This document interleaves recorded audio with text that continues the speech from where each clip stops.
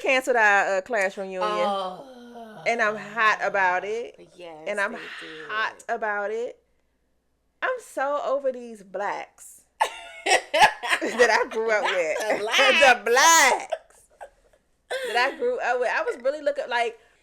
Welcome back to Thoughts in a Glass podcast. I'm LaToya. And I'm Kendra. And this is a weekly podcast where we give our unfiltered thoughts on a variety of topics. So grab your favorite drink, kick back, relax, and join us on a journey through real, raw, and ridiculously funny conversations. Mm-hmm. Make sure you like, subscribe, and put on your notification bell so you can be notified every time we drop a new video, which is Wednesdays.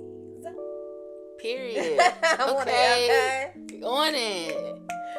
Every week we do a drink of the night. So Kendra, what's our drink tonight? So the drink tonight is called a lavender gimlet.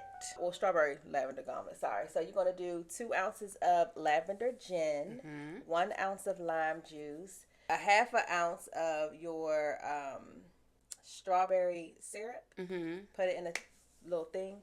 Shakety shake, shake it and shake, and that's how you got your okay lavender gimlet. So this is gin based. Gin on the base. Okay, cheers. Cheers to that.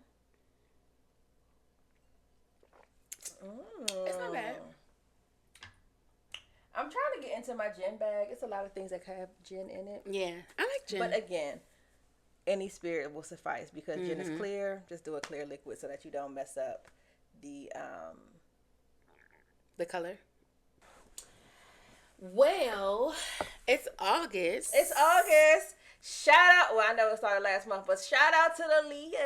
It's Leo season. Leo season. Who's a Leo in the house? That's me. Okay. Who's a Leo in the house?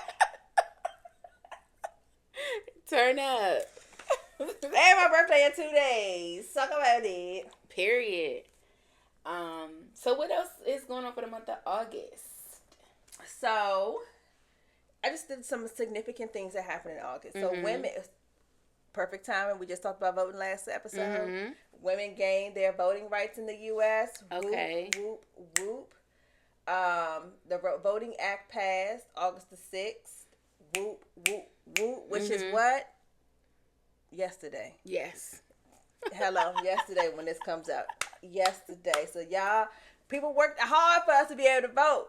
Get out there. Yeah. It also, on August the 11th, Frederick Douglass gave his first anti-slavery speech. That's awesome. And we know that years later, Juneteenth came about. So, when all of the slaves were actually freed, it took time, of course. You have the anniversary of the what? March on Washington. So the folks was out in August. Yeah, they were. Okay? They said it's hot, but we're going to still be out here. And y'all Negroes got the nerve. It's a little hot outside. You got to be in the AC. You don't know what you came from, okay? Because people was out here marching in August. August is. Well, they say that summer is like protest season, fighting season. That's when people want to be out. That's when you can be outside. That's when you can be outside. You are, and you're irritated, right? So you already done got hot and irritated. Yeah. So now everything you do done piss me off. Yeah. Oh, we can't vote. We outside. Yep. We can't ride on the bus the way we want to ride on the bus. Boycott. Yep. Everything is done. It's hot outside. You got us picking cotton. Anti-slavery. Can't do it. It's too hot for this shit. Okay? We are done with it. Yeah. March on Washington. We need to be free. Yeah. Okay? It's hot. So, yes. And then you have National Grief Awareness Day. National Grief Awareness Day is at the very end of the month. So yeah, and then it also, so these are some other, the theme of, so these are some things that have happened, but the theme of August is National Black Business Month. So support a black business. Support it. But all throughout the year, but definitely in August. National Immunization Awareness Month. Okay, get your shots. Don't be a bully month. Okay, because we ain't got time. Spinal Muscular Atrophy Awareness Month. Wow. And National Road Victim Month. And lastly, World Cancer Support Month. Okay. So there's a lot of things going on in August. Find something, latch on to it, and be a support to somebody. Yep. Okay. I love that. I love that. So we could you want to just jump right into it? Well, let's start with this. You got on here even though what? You right. I'm tripping. We done did the drink of the night. Yeah, we did. And I was gonna ask you about your week, but I kind of feel like we did a lot of catching up last week, so I feel like we could just jump into it. Yes, we could just jump into it. So I'll start with this, even though we kind of have it at the end, but I think we could get through it real quick. So, surprises. Do you like surprises? Hell no. Oh, that's right. You don't like to be scared. I don't like to be scared. I do not like the unknowing. My birthday is coming up. This is one of the reasons I wanted to kind of talk about this because... Okay, so my birthday falls on, like, this is the first time, not the first time, but it's been a minute since my birthday has fallen on a Friday, right? And so I asked my partner, like, hey, what's up for my birthday? He's like, I'll tell you the day you need to take off.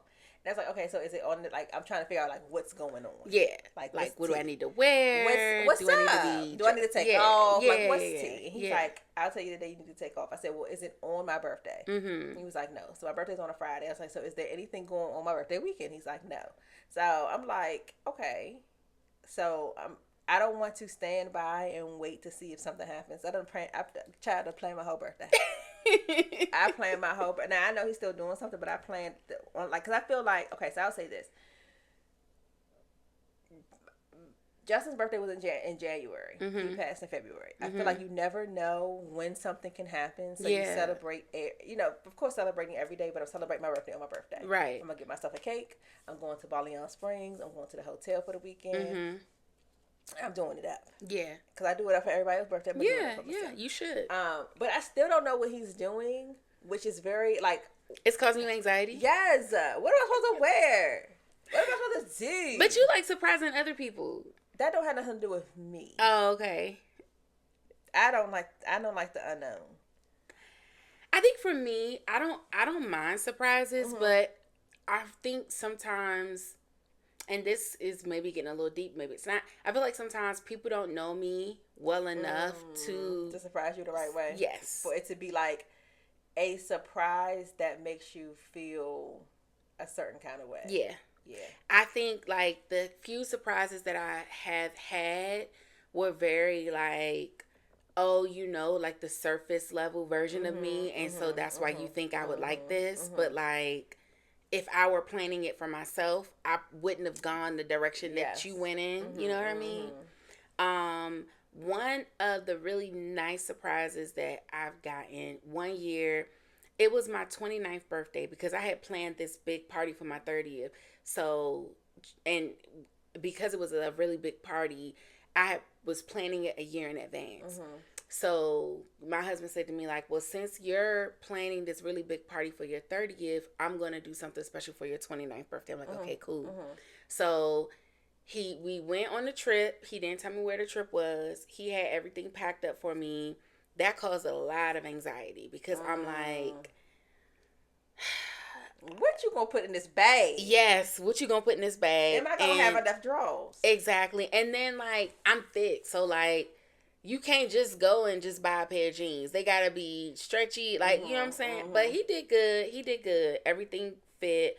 All of the outfits were kind of nice. We did have to go shopping one day because I didn't have any accessories. Like, he had all the outfits together, but he didn't bring me any, like, earrings or anything like that. And one of the dresses that he had bought for us to go out to dinner in wasn't working. So I ended up getting another dress. But... So that was a pretty good surprise. He had everything planned out. And one of the really, really nice surprises that I guess was a surprise within a surprise was we did one of those little helicopter rides. Oh, nice. So the trip, we ended up going to San Francisco. San Diego. And we did one of those little helicopter rides around the area. And that was super, super nice because the way he had it set up. So first I didn't know where we were going. So finally found out we were going to San Diego. And then when we get there, of course, now I'm seeing everything. So he got the rental car and the hotel and everything's nice. And first night he's like, okay, we're going to go to dinner and this is the spot and blah, blah, whatever. And so then the next day, I'm like, okay, what are we doing today? He's like, oh, don't worry about it. Just put on something casual. So I put on something casual. We drive out to the little airport little bay or whatever that it's in. But the way you go in, it didn't look like what it was. It just looked like a indiscreet office building.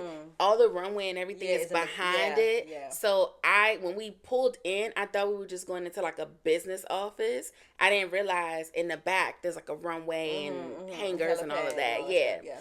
So I still didn't even know. Like when we were going in, I thought we were going in, and then when you walk into the lobby area, they had all these different like posters from like different activities. So it was kind of hard to explain because I guess it was the company that did it. They offer other things. Yeah. So they had like jet ski, pictures of people on jet skis, pictures of people. So we're in the lobby. I still have no clue what we're about to do. Right. It's not until he checks us in and then the pilot comes out that he's like, all right, we're going on this is your aircraft and blah, blah, blah. And I'm like, what we about to do? Right. What you gonna be jumping out of? Yeah. I'm not doing. Right. So they did have that. They had like skydiving. Yeah. So it was a bunch of different. So that was super, super nice. So that I think was probably one of the best surprises. And honestly, I don't even know what made him think to do that. I think he was just trying to do something kind of romantic. Yeah. It was never on my bucket list, but it was super nice. And I don't know. I feel like when I started off by saying people don't know me well enough to really give me a surprise that I would appreciate, even that was something that it was never on my list of things to do. So like he didn't really have like, I'm saying this to say this wasn't something where he had to really research, let me see what it is she wants to do. I think he just picked something that he knew would be fun, would be cool, that he knew I would like. And he was right, and it was fun. And I really enjoyed it. So that was probably the best surprise I ever had. Everything else, like people doing little surprise parties or like stuff at work, different things like that, it kind of be like, okay. And then half the time you end up finding out before. And that's really a part of it too. Like I kind of be knowing. And then people are not as discreet as they think they are. Yes. Like I remember my girlfriends surprised me with a party, and it was fun. It was fine. No shade to y'all. But I remember they're calling me. Everybody's calling me, asking me questions. Yeah. So I already know y'all trying to do something. Right. It doesn't make sense for my best friend to call and be like, "Oh, what are you doing this weekend?" I'm like, "I'm not doing anything." You know what I'm saying? I'm not doing nothing. I'm free. Oh, okay. Let's hang out. Then my sister, "Oh, what are you doing this weekend?" I'm not doing nothing. I'm probably gonna hang out with Crystal. She's like, "Oh, okay. Well, all right. Oh, what's your favorite drink again?" I'm like, y'all. Now we know. Like, to plan a surprise party, you would have to do it, like, these would need to be questions you would ask in, like, January. Right. And so then I'd be like, in my mind, I'm like, oh, they must be trying to, like, or like, it would need to be, like, every month we need to ask the question very discreetly. Or throw me off, you know what I mean? Like, have a conversation about somebody else, like, oh, we getting ready to go out for such and such. She loved margaritas. I ain't a margarita girl. What you like? Right. You know what I mean? Like, throw me completely off. Right. You or can't just be like, or having a conversation around it. But it's so like if we have at a birthday event, I'm like, what you about to do? I'm like, what you drinking on? Oh, I really. Well, if you had to have something, what you gonna drink? Yeah. And you're like, okay, well, my favorite is a such and such, so we're gonna get you that. So and at least then keep that mental note. Right. Even though we talked about it in January, I gotta remember that because I know we planning something later on for her or whatever. But I feel like the older you get too, the harder it is. Yeah. To surprise people. And that's the thing. It depends on the person, right? It does depend on the person because if you don't really have much going on, and like let's say you say, okay, Kendra, let's what you got going on here? I don't know, girl. I ain't had nothing going on. So if you like, for example, if I told you this weekend we don't have nothing going, I didn't have anything going on, and you were like, all right, we're gonna go out. In my mind, I'm like, oh, that's so we nice, just going out, yeah, and not because we talk so much about like so many different things. It's like she'll find something, like some things are super easy. Like she'll find something to drink, she'll just set it cool. And you're like, okay, well, we're going to go here. And I'm a dress up. I may not need to get a whole outfit. And it's like, sometimes that doesn't even matter. Like, I don't be the person that be like, I need an outfit for my birthday. I'm going to see what's up in this closet. Yeah. I don't need to do that. But yeah. So you into the surprise? I mean, I don't hate surprises, but I just be feeling like most people Don't be and knowing. I don't even want to say this because I feel like you are gonna take this as a challenge when I say I'm not. okay, because yes, I feel like most people don't be knowing. Like they think they know, and then it be like, okay, Right. So this is the thing. So I know. I mean, I don't like to surprise people with things that they don't have not already told me. Right. So I'm not like a bring it out the air and just do whatever. Right. So like for example, I had a conversation with my bonus sister, and she was saying that my mom was like, no one ever plans something for me, like where she's just like, or you just like show up. Yeah. And so now, like for me, now that's a challenge because everybody got a couple dollars, right? So we gonna surprise you, sister. Yeah. It ain't gonna be the day of tomorrow, but I'm gonna catch you. Yeah. And I'm gonna catch you slipping bad. So it'll be something like a cruise where she doesn't have to, because where she works, she put in. I know that her passport is up to date, so she just gonna be on it. But yeah, for me, I do not like. But you would pack for her and all of that, or you would tell her, "Hey, we're going somewhere. So you need to pack." No, I would, because let me tell you something. That lady trying to pack for that lady, it's a lost cause for everybody. So no, I would tell her like, "Hey, I need you to be off this day and this day, and you need to pack this." Like, not, she doesn't want to know like the plans, but you need to be off this day and this day. This day is you need to pack for Caribbean. Yeah. Or you need to pack for whatever. And so she may see, okay, or I just say you need to pack for warm weather. It's going to be activities, we're going to do stuff. Just pack for that. I would have like done the excursion stuff that I think that she would like, stuff to kind of get her like out the box. So like a few years ago, and I don't know if she's into it now, but a few years ago, she and Alicia, which is my bonus sister, Alicia's friends, they always used to go to Mexico. And so Alicia was like, girl, I do not get my hair wet. But my mom was like, dang, if Kendra was here, she would do this stuff, like parasailing. Because my mom was still like, wants to be active. She would do the jet ski. So I'm like, I need to plan something. And because my mother, when I say she is an avid cruiser, now this is the issue. This is the only issue. What? I need her diamond privileges. Oh. I need so you them can't, diamond plush. You can't really plan on her behalf because you need for her name to be on the reservation. So it's just I just have to spend the money. Yeah. Now, if she, because you have, the only thing is like you have to do the check-in portion of it, and trying to check her in, like she wouldn't get any of the emails per se, so what I could probably use is like my dad. Because he's also like attached to her stuff, so he's also a diamond plus person. So I could always, kind of do that. But then the other part is like, I don't want to use y'all stuff because I try to get on my diamond level too. Exactly. So that's what I'm thinking about, doing a cruise with her and like getting a flight, going to Miami for like the couple days, and she thinking that's just it, and then we doing something else, because it would be fun to like really throw her off. Like if I have a coin, fly down to Miami, stay for like a day or two, get on another flight, fly somewhere else, and then it'd be like, because she'd be like, oh, we going to Miami, we probably going on a cruise. Then we fly somewhere else and be like, well, what? Like if I flew to New Orleans, it's like, oh, we going to New Orleans, and then be in New Orleans for a day and be like, okay, now we're leaving from the cruise from New Orleans. And then fly back home. Just to kind of throw it off. We're going to get a beignet. Right. They do a lot of cruises out of Puerto Rico, out of San Juan. So you could do that. Fly to Puerto Rico and then cruise out of there. Yeah, that would be nice. We surprised my mom for her 50th with the trip to Aruba.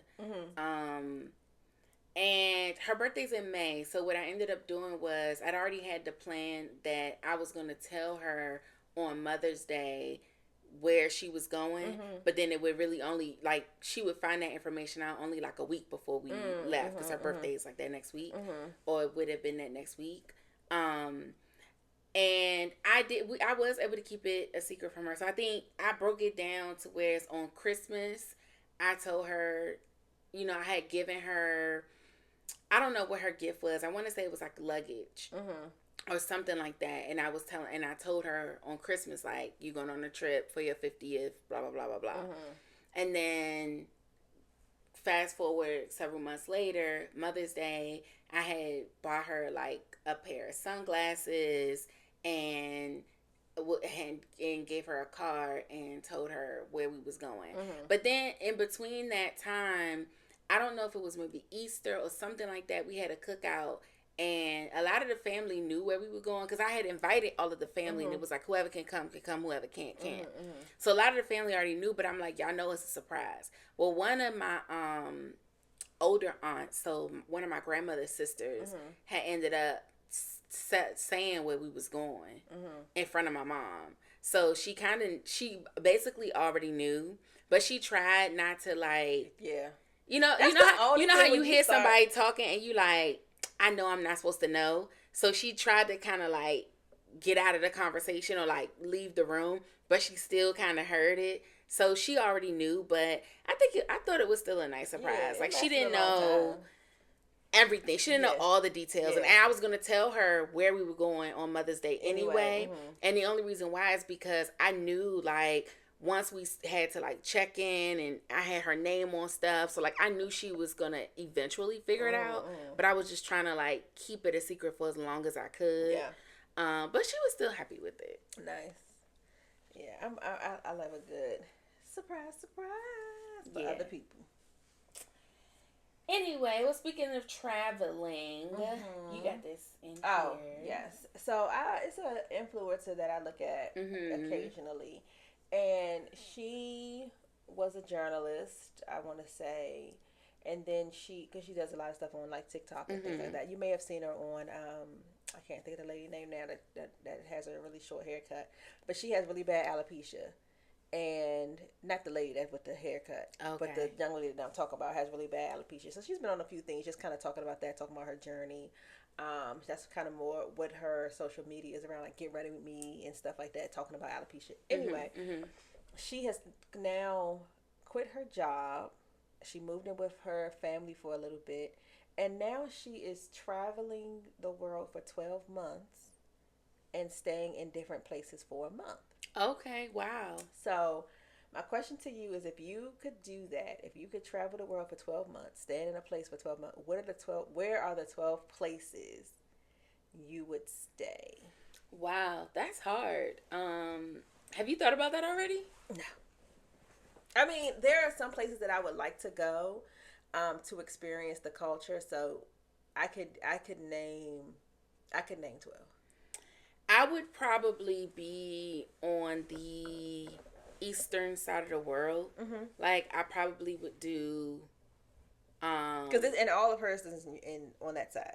Okay, so I would probably do Bangkok. I would do Japan. I would do Dubai. I would do probably Marrakesh. Several different places in Africa. I haven't been to Egypt yet.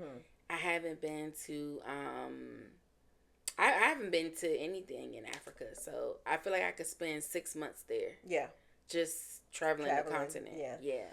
Because I feel like my landing strip I would definitely want to do with Africa, and I would do Egypt, going into Nigeria. Just. Because the home base, I would try to find a home base that would allow me to kind of do all of that, different places. I think there are a couple places like that. I want to say Germany is one of those places where you can kind of get anywhere. I will say once you're in Europe, it's cheaper to fly around Europe. Yeah, and there's somewhere else where a lot of people go and they kind of use that as a I can't think of it right now. I'm going to have to look it up. But it's also in Europe where a lot of people go to, like, you said, like, home base, and then they travel to a bunch of different places. Yeah. Excuse me. So that would be. I would like to do Germany. I would like to do Japan. China tripping a little bit right now, so I'm gonna hold off on them. I've heard that I have a friend that's getting ready to go to Vietnam for to work there, and she said it's really nice. And I feel like that wouldn't be my first place to think of to go, but I feel like maybe it's because I'm not exposed, and so I don't really know what they have over there. Yeah, I would do Greece. I would do Greece. Okay, so of course Spain. I would do France. I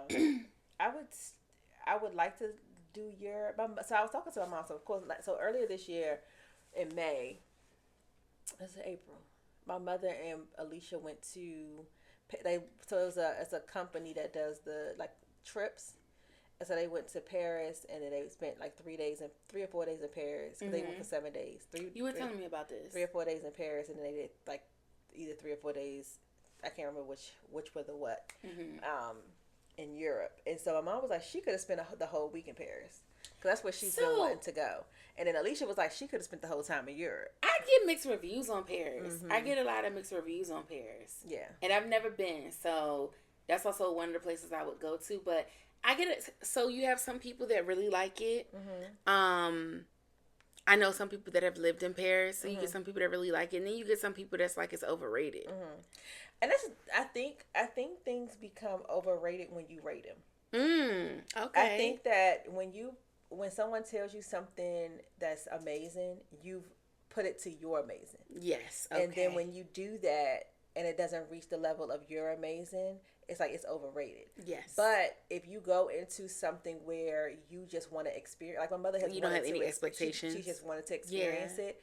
I think it allows you to fully experience it. Because if you go, like if I say, oh, I love this restaurant and I got the steak, and you went specifically to that restaurant and got the same steak, I could have got a different cook than you did. And also because I raved about it, you think it's the best thing since sliced bread, and you're comparing it to your best thing since sliced bread. Absolutely. So that's the only way. That's a lot of times why things are underrated or overrated, because it's been rated to, we trying to apply our own standards to it, somebody or our else's own expectations to it. Yeah. So I want us to learn how to experience things through the eyes of people who just pure, like pure.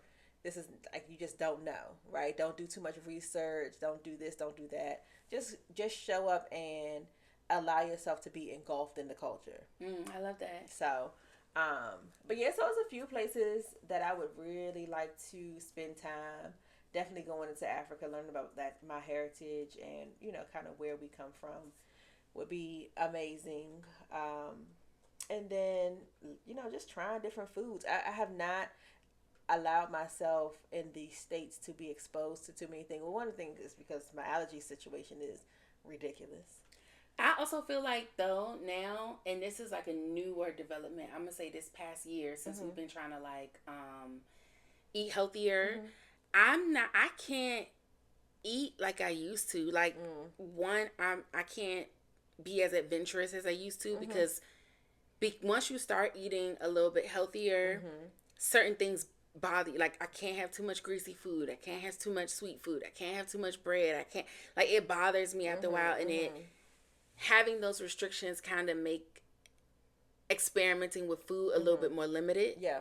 And then also just my capacity, right? Like, you would think like, oh, I'm going to get up and go to brunch and, whatever. But now, if we go to brunch, that'll be the only meal I have all day. Yeah. I can't eat as much as I used to. So I feel like that too limits me when I go places and I'm like, I want to try all these different foods. It's like, you're going to have to take a bite. But then this is the other thing that I think about too. When we go to places like in Europe and things like that, their ingredients are much different than ours. That's true. Our stuff is very heavy. It's very over processed. It's a lot of things that are banned in other places. So, because I'll say this, one of the guys said he frequents going back home to the UK or over that on that side of the pond.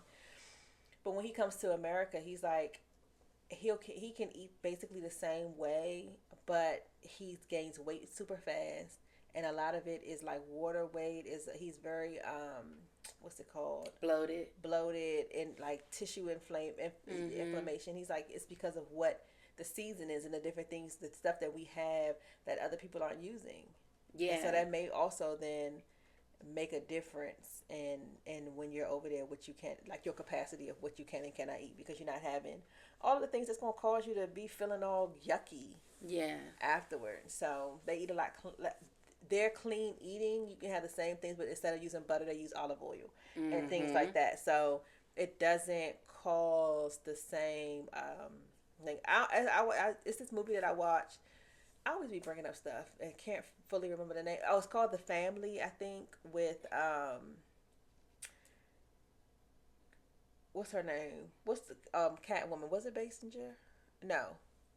Remember Catwoman, like the old Catwoman? Remember the old Catwoman? I want to say Kate Winslet, but no, it's not her. No, so it's the Caucasian lady. And Michelle Pfeiffer. Yes. Pfeiffer. So why was I bringing her up? Because now I lost my Family. She was in The Family. Thank you. She was in The Mother in The Family, and it's also the guy from the Godfather. Not the Godfather. Is it Goodfellas? No, not him from Goodfellas. But he has a mole. Did you see? You probably didn't see it. Now I'm reaching. But the father off of Meet the Fockers. Okay. Yes. So they're married. Danny. No, that's Danny DeVito. That's not him. But anyway, I'll probably just look up The Family. Yeah. So anyway, one of the lines that she said, I bring this all full circle. One of the lines she says is that where they were living somewhere in Germany because they were in hiding. Excuse me, from the mafia. She Robert De Niro. Danny, yeah. So you know, we was in The Family, literally.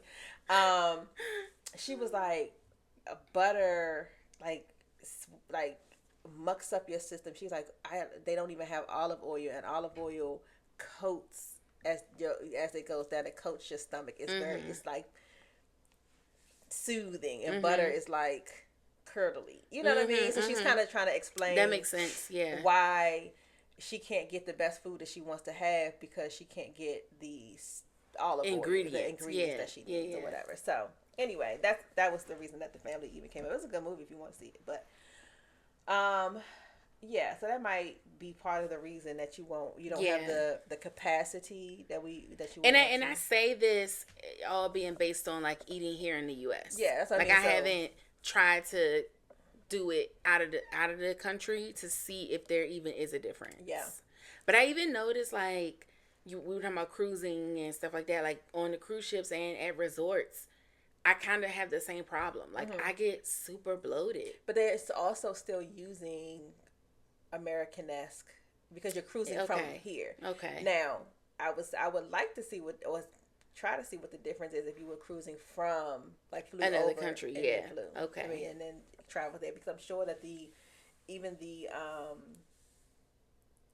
you have to look at because they stock wherever they are, and so they're going to be stocking from American, vendors. So, well, maybe that's what we have to do then. Maybe we have to go on an international trip just to see how the food is and if it affects us differently. And see if it's for experimental purposes. It's experimental purposes. I think it'd be a good time. Passport is always on deck. I know that's right. Okay. So let's get into this a little bit. So in the past, people were buried with the items they would need in the afterlife. Okay. What would you want to be buried with so you could use it in the afterlife? So this is the thing. I can't really get into it because I be doing my little research and listening to stuff, and that's not really the reason why they got buried with the stuff. Okay. And so now I'm kind of like, what would I be buried? Because the reason that they buried them with all of their stuff and hid it is because they were going to reincarnate, like bring them back to life. Oh, okay. And that's why they didn't. That's why they mummified them instead of fully embalming them, because they were supposed to bring them back. and that's why they would need all of their stuff. Okay. That's why they buried them with their wives and their servants and things like that, because their thought was that they were going to invent something to bring them back to life. Oh, wow. So this is why they actually had all of their stuff, and that's why it was, so hidden. So knowing that, or that being a possible theory, Mm-hmm. I'm gonna be honest with you. I don't have no riches and golds. That if I did, I maybe a book of all the stuff that I need to know, so that I don't gotta respot shit. Like, I don't know what I would need. Can I have my cell phone? Right, I don't know. But even then, I don't talk to folk. That's true. And once I'm gone, I don't. The Lord said He gonna provide it all, baby. So I don't need to leave with nothing. Amen. Because He got everything. My mansion is ready with all of my trinkets. Amen. Because He know me. He knew me before everybody else. He knew me. Period. So He already was like, let me start on her home. Yeah, I don't think I can't really think of anything that I would need to go to the grave with.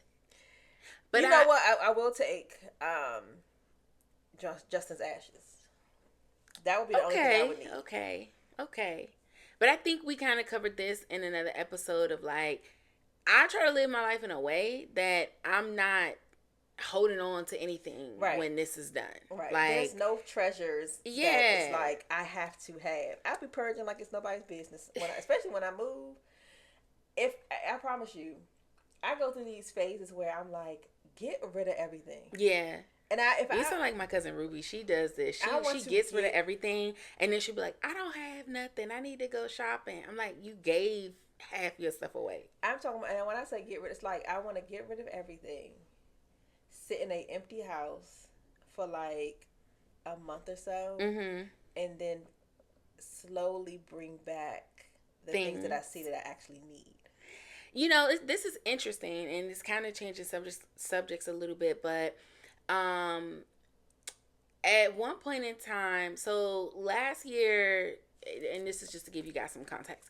Last year, CRL hosted a women's retreat, and one of the things that we were talking about with some of the women was holding on to things. And so there were multiple different perspectives on this, but you had some women who were like, oh, I keep my kids, everything, and all, like, they really just hold on to things for sentimental value. And then you had other women that were like you, that were like, I'll take a picture of it and keep it moving. That thing gotta go in the trash, right? And I barely take a picture of it. And so the picture is this. It's interesting. I blink on it. It's just really interesting how people can either get really attached to physical things or not be attached to physical things at all. And I just sometimes wonder, like, what makes people go in one direction or the other. Like, for me, I don't think I'm really that attached to physical things. Actually, I know I'm not. I like to have things around me, and if I have like little reminders around me and stuff like that, I'm cool with it.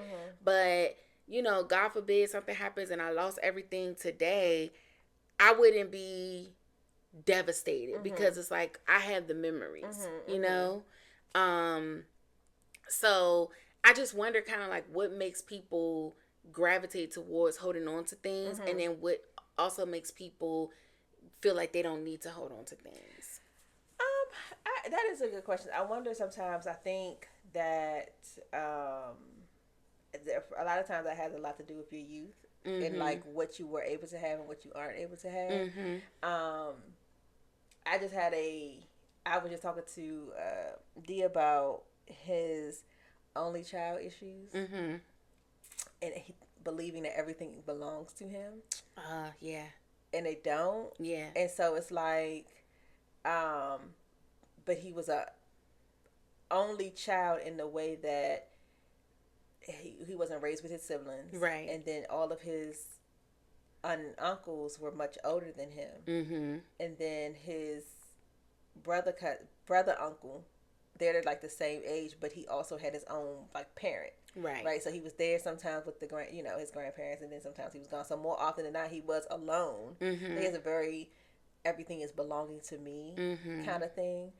Where on the other hand, for me, I am the youngest, so like I didn't get as much as everybody. So I'm used to I'm okay with not having. Yeah. And I don't need anything. Yeah. Like there's like, because no matter what's going on, like at some point I'm going to get something else, right? So I don't have a urge to keep it because as fast as it has gone, as fast as it has gone, I'm going to get something else. Right. So I don't be worried about it. And so I think that childhood of attachment can be put into play in some stuff. So, and if you don't really have like relationships, then those things become the relationship, and so you hold on to that more than you hold on to people. There are people that are like, oh, I need people around me because they're like, I'm from a big family, so I love to be around people. Stuff is just whatever. That's more of how I love to be around my kids and all. And if it's just me, my kids, and our beds in the house, and my washing machine, we got our clothes, the stuff that's like super necessity, I'm cool with that. All the other stuff is just like filler. Yep. And I don't necessarily feel like I need it, but then it's like giving it away is so strange that it feels like it feels like if you walk into somebody's house and they don't have nothing, it's kind of like, well, like, what's up with you, right? And so then it feels like your home is not lived in.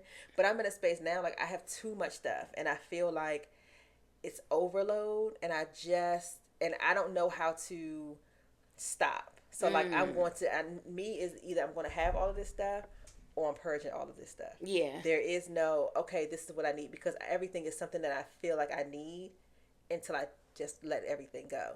And if everything was gone, then it would be like, oh, well, you know what? I would like to have had that. Like right now I have a bookcase that I have things on, but it's just sitting there. Like all of my pictures are hung up. So do we really need this bookcase? Probably not. It's taking up space, but then it's like, but then when you get something, you may want to have it. Okay, well, if I want to have it, then just get another thing, or just don't buy that thing. And I go through phases, too, where I'm like, oh, I don't need anything. Then I'm like, oh, but I love this thing. But another thing I do, though, is I try to, I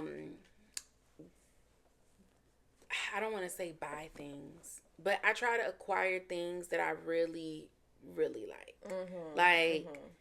I'm not, I feel like I don't really have an eye for,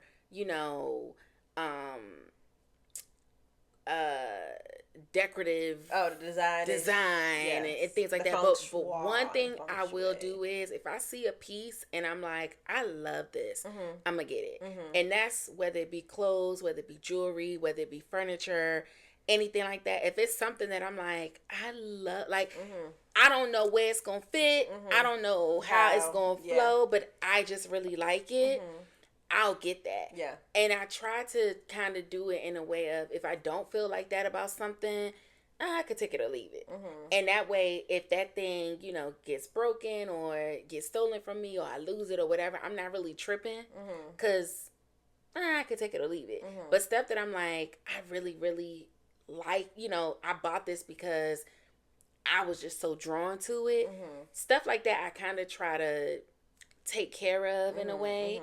It's not like it's impossible for me to let go of it, but I think because I don't hoard a lot of little things, I'm more so of a one big thing that I really like that I'm gonna try to hold on to and keep forever, than a bunch of little things, so I kind of try to flow in that way of like, if you kind of would look around my house, there may be about 6 or 7 pieces that I'm like really attached to. Everything else I can take it or leave it. The same thing for like clothes, jewelry, stuff like that. I maybe have 1 or 2 pieces I'm really attached to. Everything else I can really take or leave. I think because I moved that way, I'm not really bent on like holding on to stuff. Everything. Yeah, and I think for me also is because most of the stuff that I have, I've acquired over the years through times where finances was like, so it's stuff that I didn't necessarily put full money into. It was just because I needed, if I need a table, I'm gonna go to like Bob's or some furniture mart. I'm like being in a space where, thank God, I'm financially in a different, it's like I want to start over and start living in my, where like I maybe am you now. going to Haverty's or something and getting nice furniture that you like. I'm gonna keep, I don't want stuff that I piece together. To make a home. I just want to establish my own stuff, my own style. Like you pick out something because, you should get this because you need this kind of couch. And now it's kind of like, I don't want a couch that the cushions are attached to it. I want it so that I can change the cushions out. Now it's like, this is not what I wanted, and so I took it, or because it was a need. Yeah. And now it's a want. Yeah. Want and deserve. Yeah. I get that. Yeah, I'm not taking nothing with me, but the man above got me all day. I totally agree. And I also feel like I don't need anything, because if I do reincarnate, that hopefully I'll reincarnate into a completely different life that is not like, I don't need anything from the one before to live the new one. Yeah. If you got an option, let's say you want to and somebody say, okay, we're gonna reincarnate you. You can get reincarnated knowing everything that you know, but can't use it. Okay. Or, you cannot, like, if you know, how to make something or how to do something, you still have to go through all of these steps to learn it. Okay. Because you can't just be like, oh, I know how to do this. Right? Yeah. You can't be some magical person. Right. But you just kind of know stuff. Or would you just be like, okay, well, I just would rather just not know. Like start from scratch. I would rather start from scratch. Okay. Yeah. Because I think, just for me, like the person that I am now, that would be more agonizing to me. I would be more irritated. Yeah. Because now, why am I going through all this when I know how to just get to Z? And now, I'm not even fun to be around. Yeah. Because I can imagine being in school, like, I'm fucking bored. Because I'm literally going through the motions. Like, yes. I know all this information, and I literally I'm being forced to sit here in order to access this skill that I know I already have. I'm over y'all. Right. I'm going to be honest with you. I would rather know. Really? I'm going to tell you why. Because I don't know everything. Okay. Right? So what it will help me do is learn or go through the process of learning things. But because it will be an inkling of, but I already know this, it will force me to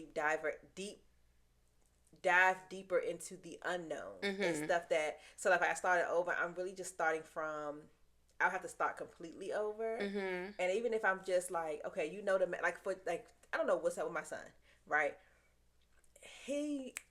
Math is like this to him, and I feel like, have you been here and known this stuff? And so the new stuff he's willing to deep dive further into math because the surface level stuff is coming quickly to him. And so I think that if things already I know it, but I have to kind of go through that process, it will free up time for me to be like, okay, I'm still gonna go through this process. I know I still have to do it, but now I can open my eyes to more in-depth things instead of me starting at learning 1 + 1. Okay, yes, we're in school. 1 + 1 is 1. Yes, it is. Okay, and so then on at home time, now I could dig deeper into stuff. Yeah. So starting from scratch, I ain't gonna never be a forensic scientist. You might though. I know me. Starting from knowing stuff and not necessarily being able to just skip ahead, but having to go through it all. Because I think it reminds me of like my mom, who things came so easily to, where getting scholarships and all, when she sees something, her mind just works in a way that it just makes sense easily. If where it takes other people longer to put the pieces together, I would like that kind of mind where I know it, but I can't use it. But then it frees up time for me to just move faster into it. Yeah, I think a big part of it too is knowing your personality and how you would move in that. Because I think for me it would be anxiety inducing. You know what I mean? To be like, I know, but now I got to sit around a bunch of dumb people. Like, it's like you're in kindergarten and you are only 5, but you have a 30-year-old brain. And it's like, up here, I have it all. I just don't have the language to express that. And I could see me being that kid that's like completely zoned out. Like, And then I think it would end up backfiring because it's like, well, she's not doing her work. She's not paying attention. Because I already know this. Because that's why you was chatting and making your own newspaper at the damn 5th grade, because you already knew. See? You already done went through it, I guess. Sure. I don't know if I already went through it or not, but I know something. I don't know. I don't know what that. You don't know what you were doing. I don't know what. No, I think about sometimes my mom and like my grandparents like raising me. When I think about like how I was as a kid from my perspective, and now that I'm an adult, I'm like, I don't even know if I could have raised me. Like this shit, I'd be like. But you know what? This is the sad thing. The reason I feel like they couldn't raise us is because they were in this position of trying to take care of us. Yeah. And that's the biggest hurdle in this, and why it's so different, where I think other children, especially Caucasian children, can be raised and not just taken care of. That's so true. And so it opens up. It's very few of us that opens up, like we were talking about with the Olympics, where you can now do other things because we're not just trying to take care of you. Yeah. I think which is probably why I'm so passionate about creative outlets now, because I think I've always been super creative, but just not in an environment where I had the freedom to like the creativity didn't really have the freedom. Although it did to a certain extent. Like my family never stopped me from doing anything, but it was that layer of, okay, we see, like, for example, like I used to make my doll clothes, right?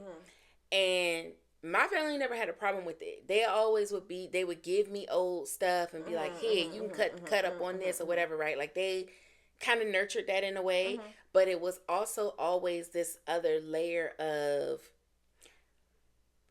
but you just playing. You know what I mean? Like, right. So stop cutting up all them rags and get in here and wash these dishes. So it wasn't like, okay, we see that let's try to find her a sewing class. Right. That's what I mean. Exactly. So when I say taking care of, it's like, it's cute, do that, but you also then gotta wash these dishes, or you need to do your chores. Yeah. It's not like, okay, the chores and stuff gonna be here, but let's nurture what she may already have. And that's what I mean when it's like, these kids, the Caucasian kids, were able to, okay, we put them in swimming class. Their swimming teacher said that they were amazing. So now we're going to put them in this. And yeah, you need to still wash your dishes, but you got swimming class, because we're going to nurture these God-given talents where, unless you're like somebody, and a lot of times in the African American community, there is a teacher or somebody else that sees it within that child and nurtures it outside of the home. And it's not as much as it, because we have to take care of, and not just like I'm not saying that people don't raise their kids, but it's a difference in the type of way that you're able to nurture in a different type of out of the box situation. Absolutely. Like my sister-in-law, she was able to take my nephew to like the jamboree, because she would and do the classes and stuff like that. And it's like, no, my baby was in daycare because I was at work. Right. So it's a difference, right? Yeah. You could do the gymnastics at 2:00 and pull them out of school, or go to this competition. Baby, both of us can't be off. We in shift work right now, so it's those. And I think what makes it worse, and what kind of perpetuates the cycle, right? Is like, so now for me, I would say, you know what? I didn't have that. When I see that in children around me, let me be kind of the adult that I didn't have.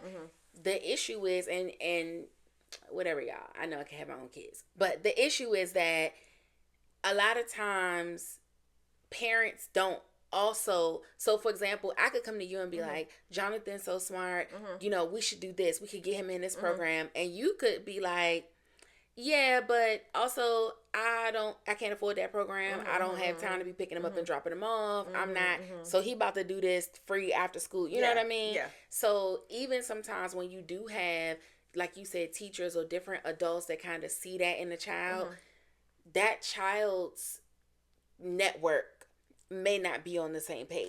Well, a lot of times this is the thing that we have gotten away from so much, is that the village raising the kids, right? And so if you say to me, I really want to put him in this, or I see this going on, and I'm like, well, if you could do the pick up and drop off, by all means, because now that, even if I was going to put him in this free program, I still had to alter my schedule to get this done. Right.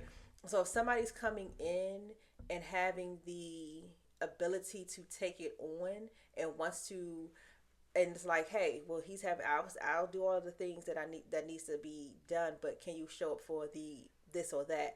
And and a lot of times once somebody starts to train, the parents do start to get on, because it's the starting of stuff.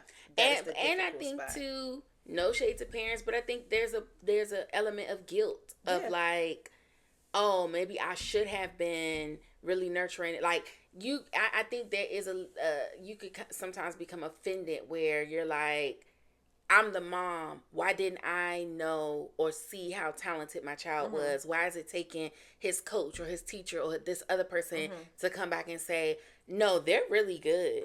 We need to be doing something more with this. I feel like sometimes parents can almost be guilted into it, of like, oh, I just thought he was over there doing some little right. And if you really start to, because like I always say, like, parenting is very difficult, right? There's no handbook for it, and you're not going to see. You're in the woods, right? So you're not going to see the child from outside of that being your child, right? Because you're looking at this person like, I know you could do all of the things, but I also know in the back of my mind, I don't want your hopes to be up. I can't do these things. I don't have the finances. I can't, and I don't want to start something and then take it away from you. And so when you have other people that want to jump in and are willing to, like with Simone Biles, she wasn't with her parents. She went to a lot of the gymnasts do this. Go to a surrogate home where you have people that their daughter's also doing the same in the same program with you. So it just makes sense for you all to link up, because your mom and dad have to make it they got to go to work. They don't have it. So, and they may be having to pay for this program. So like, I got to put in extra hours to pay for the program. Can she live with somebody else so she can go to practice? Exactly. So that's the village part of it that we've gotten away from, because everybody wants to keep, oh, what happens in my house stays in my house. I don't want people to know my business. And then you have these people that have been abused. So they're very like, I'm not putting my child in a situation that I'm not. And not in all forms of abuse, right? Because sometimes seeing the potential in a child and whoring that child out is also a form of abuse. Yes. Like blindside type situation. Yes. Like, oh, we see that you're good at a sport. Come live with us. Okay, we're gonna take you royalties. We're taking all of this. We couldn't adopt. But he's the one out there on the field, on the court, whatever. So so there's predators everywhere. Yes. And I think that also can cause people to not want to participate in that village mindset. And then I would say this also, like, depending on the village, like with all of the things with these gymnasts, and some parents kind of knew. Parents were involved and didn't know. I don't know if I'm the type of parent. My preference would be, I need to know the coach. If my child is going somewhere to do a physical, I'm going into that room with you to do that physical. Especially if it's a male doing that physical, I'm in that room. Yeah. There needs to be another. Yeah. Parents can't be. Where's the female? Right. Who's got eyes on my child? I'm that parent. And so a lot of times those children don't go ahead because the predators are the ones running things. And then it's like, nah, you can't, because I can't do what I want to do. And because I can't do what I want to do with your child, you'll see the difference in how I am with other kids. The other kids gonna be like, well, if her mom goes in, I want Kendra's mom to go. Janae's mom to go in too, because because you're in there, the kids are like, I just need to let you know what he just did to me. Yeah. Because you're around. Yeah. And if you around, they like, nah, she got to go. You and your child got to go, because you're going to stand up for them, and I ain't got time. Yeah. And sometimes too, you got to get it out the mud, right? Like, I don't think it should always be a scenario where parents are constantly nurturing, like, in a way that doesn't give the child something to fight for. Because I do feel like the kids that kind of get everything handed to them sometimes don't appreciate those opportunities. And sometimes you work a little bit harder for something when you know that you don't fully have all the support that you could possibly have. And it comes to also the parents as well, because I could look at some of these celebrity kids like you talk about in Northwest who just doing the Lion King just for shits and giggles, right? Just because I wanted to. But then you have LeBron James' son who was out here doing his shit. Anthony Carmelo. Thank you. That little boy is a baller. You hear me? A baller. And I think part of that comes from where they came from. Like somebody had to be the one mudding it up. But then too, the environments that they grew up in, right? Like you were saying with LeBron, I don't know his whole family history, but from what I gather just from social media, he's the first in his family. That's what I mean. Somebody had to be the first to get it out the mud. Yeah, but what I'm saying is, it's his son is only the second generation of that. You know what I mean? So he's not that far removed from we had to struggle to get here. When you look at Northwest, for Kim's side, she's the third generation. See what I'm saying? Because Kim didn't have to work hard. Yeah. So for North, it's kind of like, well, maybe my grandmother had to work hard, and I don't even think Chris did, because her mom, Chris was famous too before she married old boy and had the kids, wasn't she? No. Chris had something going on before she met their father. She had something going on because remember, her and O.J. Simpson's wife were friends. They were friends because of his first wife. Her first husband. But her mom, because remember Kim talks about how her grandmother was into something. I don't know what they were into, whether if they were into like business or something, but they've always had a little bit of money. They ain't. You see what I'm saying? Yeah. Like they didn't work their way up. They on Kim's side, it's not like a Kanye West type situation where I grew up kind of in poverty and now I'm making it. Kim, her family has already kind of been wealthy and she's just creating her own little path, but her kids are at the end of that line. So well, because then I'm looking at and maybe they don't have the instillment of Kanye, and that too, like and he got his shit with him too. But I feel like especially when it's like that, where it's like one not so far removed. Maybe it's more the closer you are to whoever had to kind of get it out the mud kind of thing. But then it also depending on the type of business, right? Because they're going to be those dudes that are in the mud that's going to be out here. You got to play your ass off if you trying to be who I am. You can't. You just not going to be able to just nilly-frilly just do what you want. Especially because I used to be one of them little kids, right? And so you think just because you went to private school, you're gonna be out here just shits and gigs? Nah, not on my name. Yeah. So I think it depends.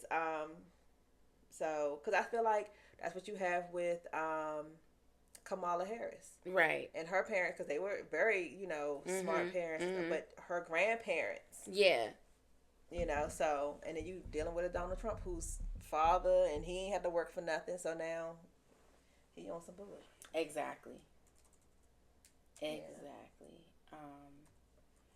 What else? So where do you want to go? I think we talked about everything. Yeah, I think the only thing we didn't talk about is the Martin.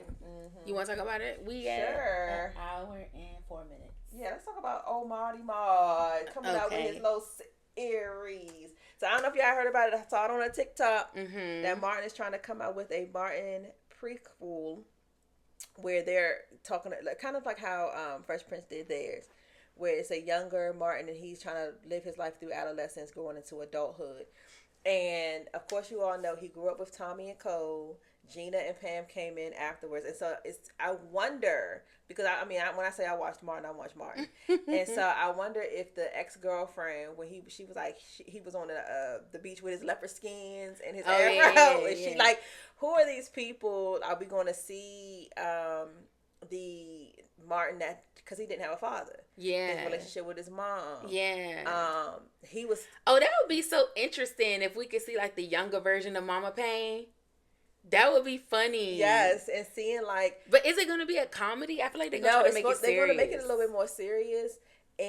But to see like how he got into the radio. Yeah. Did it show that he went to college?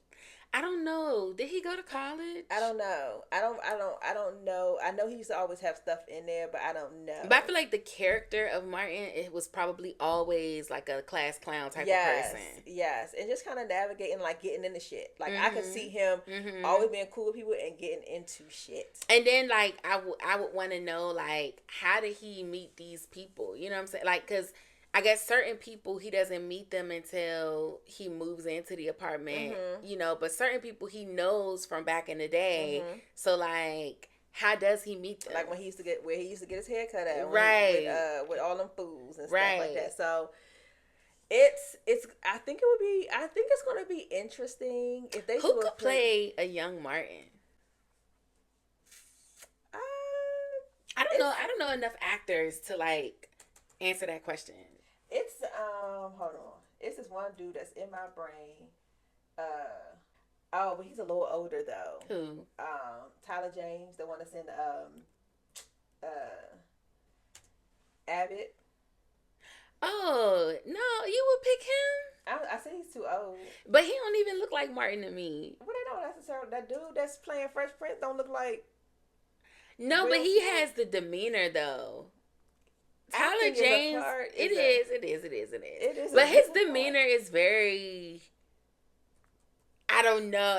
That would be a challenge. I think that would be a challenge, an acting challenge for him to pull out that Martin type of attitude.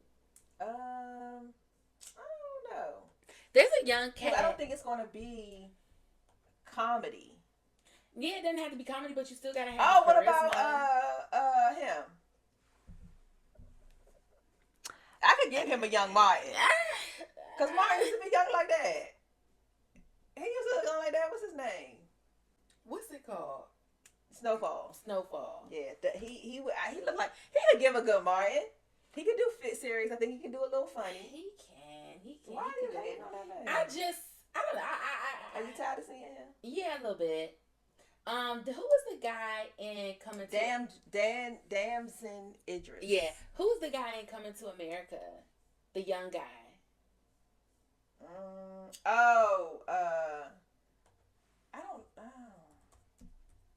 don't know. I don't like him too much. You don't like him? No. What was his name? I'm gonna tell you.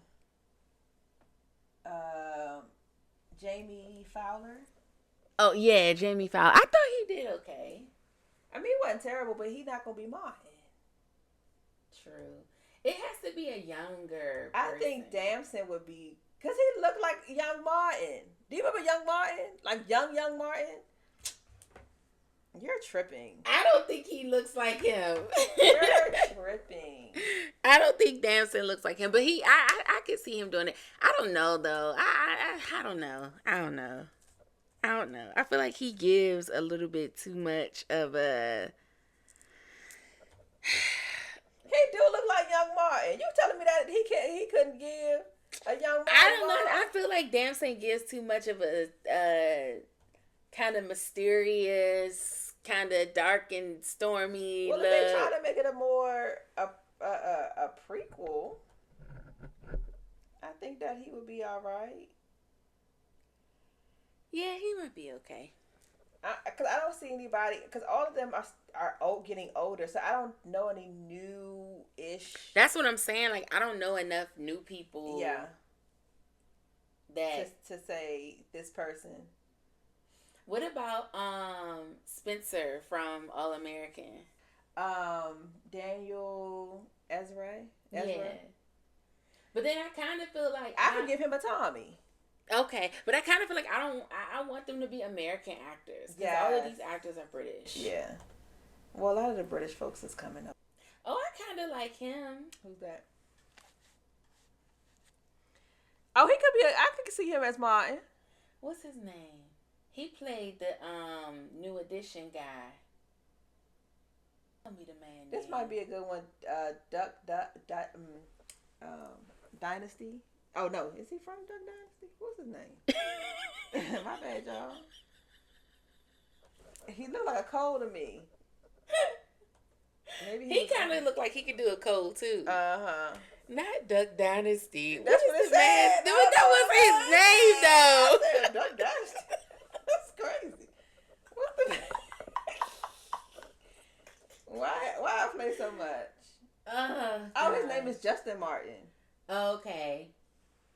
What is this guy's? I still can't find the guy's name that I had pulled up, y'all. But yeah, give us some good picks. Who y'all think would play a good Martin, a good Tommy, and Robin Marshall? That was the guy's. That's the name of the guy I was looking at. Robin Marshall. He played on Euphoria. He was the black guy that went to college like the first season. Yeah, I may drop some pictures and I may not, y'all. It really just depends on how I feel when I'm editing. Who is this little gentleman? Tyrell Jackson. What he played in? I don't. Not the McDonald's advertisement. Is that where I seen him from? 'Cause you know I love me some ba-da-ba-ba-ba. Why y'all play so much all the time on these things? Why you always laughing? I mean, what's funny? I think I didn't see him on that commercial. Because I don't be expecting some of the stuff you've been saying. Okay, that's what it is. So he's the little boy in Failure to Launch. You probably never saw that with Matthew McConaughey and Sarah Jessica Parker. He was a little black kid that Matthew McConaughey's character was kind of like a big brother to. Okay. So it's that kind of situation. I wonder for the Martin thing. I wonder how young are they going? Yeah, you know what I mean. They're doing adolescent, teenager. Okay. Like teenager going into adulthood. So like Everybody Hates Chris kind of thing. I don't even think that young. I'm thinking maybe high school. Okay, high school. Because Martin started, they were only in their 20s. Yeah. Supposed to be. Right. Only in their 20s, so. He was on Victorious. Cool. So yeah. So what y'all think? What y'all think about Martin? Do y'all think that there are some sacred shows that should not be redone? Like, would you want to see a reboot of Living Single? I wouldn't want to see a reboot, but I would want to see a spinoff. Okay. Would you want to see now that the black people not the black people, Lord Jesus, now that black people are more into the film, we're getting a little bit more money, stuff like that. Would you want some of these shows like how they did Fresh Prince? Because I think Fresh Prince, even with it was more a little funnier, but I think it's still on the line of because Fresh Prince was more serious than Martin at times. Do you think even with Living Single, I think it was a little bit more serious with certain things? Could you see a Living Single on a space where Sex and the City was? Kind of a little bit more, little funny, but more adulting. Yes. With coin. I could. Mm-hmm. Yes, I could. But I do like I do like the format of it being a sitcom. Mm-hmm. I do like that. Mm-hmm. I wish they would bring back Living Single. I don't know if you can call it Living Single anymore, but I wish they would bring it back and just show us what happened afterwards. Show us, Maxine and Kyle raising their child. Mm-hmm. Show us it's been 30 years. Now their child is an adult and trying to make it, and they're, you know what I'm saying? Right. Show us whatever happened with Regine. Show I would love to see that in a sitcom form of some sort. Regine went out here and got her millionaire baby. She said. But then, show us what her life looks like being a rich auntie. You know what I mean? Yeah. Especially because, because she wanted some kids, too, though. Right. But did she ever get those kids? Yeah. So, especially because now a lot of us that grew up watching them are kind of at the same space that they were during the show. Yeah. It's kind of well, let's just keep it going. Like, let's see where they at. Kind of a glance of what our quote unquote futures could look like based on what their future kind of looks like how they did with That's So Raven. Yes. Okay. Okay. I would like that. Yeah, sometimes you just want to catch up on the people that you grew up with. Yeah, and it's nostalgic. Speaking of catching up with people that you grew up with. Girl, y'all, why they canceled our class reunion? Oh, and I'm hot about it. Yes, and I'm hot about it. I'm so over these blacks that I grew up with. The blacks that I grew up with. I was really looking forward to, and I wasn't like super popular in school and all that kind of stuff and blah, blah, blah, blah. I'm no longer on Facebook, so the only time I see people is if they throw something on Instagram. You don't see like, I think you see more on Facebook. Yeah. I haven't been on Facebook in like, it's going on 8 years. So I'm out of the loop. But to just catch up with folks, kind of see what folks are doing, peep the people. It would have been cool. It's 20 years. I know. I mean, they say they're still going to do something, but I'm super disappointed too. Super disappointed because I was definitely looking forward to that. We were, so we watching y'all, the blacks. The fly with the blacks. Yeah. To that was another great episode. I hope you guys enjoyed. Make sure you like, subscribe, hit the notification button, and get in them comments. Tell us who you would see.